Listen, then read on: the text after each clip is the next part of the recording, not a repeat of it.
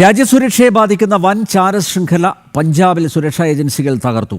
പഠാൻകോട്ടിലെ ദേശീയപാതയിൽ ഇന്റർനെറ്റ് അധിഷ്ഠിത CCTV ക്യാമറകൾ സ്ഥാപിച്ച സൈന്യത്തിന്റെയും അർദ്ധസൈനിക വിഭാഗങ്ങളുടെയും നിർണായക നീക്കങ്ങൾ പാകിസ്ഥാനിലെ ISI കണ്ണികൾക്ക് ചോർത്തി നൽകിയ ബൽജിത് സിംഗിനെയാണ് പോലീസ് അറസ്റ്റ് ചെയ്തത്.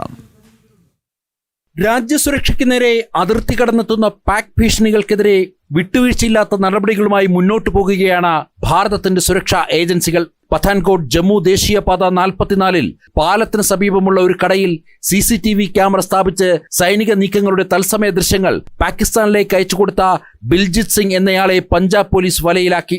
മിലിറ്ററി ഇന്റലിജൻസിന്റെ കൃത്യമായ വിവരങ്ങളുടെ അടിസ്ഥാനത്തിലാണ് പഞ്ചാബ് പോലീസ് പ്രതിയെ പിടികൂടിയത്. ഈ വർഷം ജനുവരി മുതൽ അതിപ്രധാനമായ സൈനിക വാഹനങ്ങളുടെ നീക്കങ്ങൾ ഇയാൾ അതിർത്തി കടത്തിവിട്ടതായാണ് അന്വേഷണ സംഘം കണ്ടെത്തിയിരിക്കുന്നത്. ചോദ്യം ചെയ്യലിൽ പ്രതി ഞെട്ടിക്കുന്ന വിവരങ്ങളാണ് വെളിപ്പെടുത്തിയത്. ദുബൈയിലിരിക്കുന്ന അജ്ഞാതനായ ഒരു ഹാൻഡിലറുടെ നിർദ്ദേശപ്രകാരമാണ് താൻ പ്രവർത്തിച്ചതെന്നും ഇതിനായി 40,000 രൂപ പ്രതിഫലം കൈപ്പറ്റിയതായും ഇയാൾ സമ്മതിച്ചു. പ്രതിയിൽ നിന്ന് ക്യാമറ പോലീസ് കണ്ടെടുത്തു.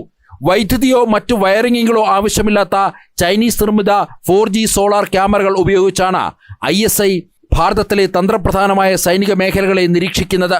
കഴിഞ്ഞ മാസം ഫിറോസ്പൂർ സ്വദേശികളായ സുഖ്വീന്ദർ സിംഗ്, സോന, സന്ദീപ് സിംഗ് എന്നിവരെയും സമാനമായ കേസിൽ പോലീസ് പിടികൂടിയിരുന്നു.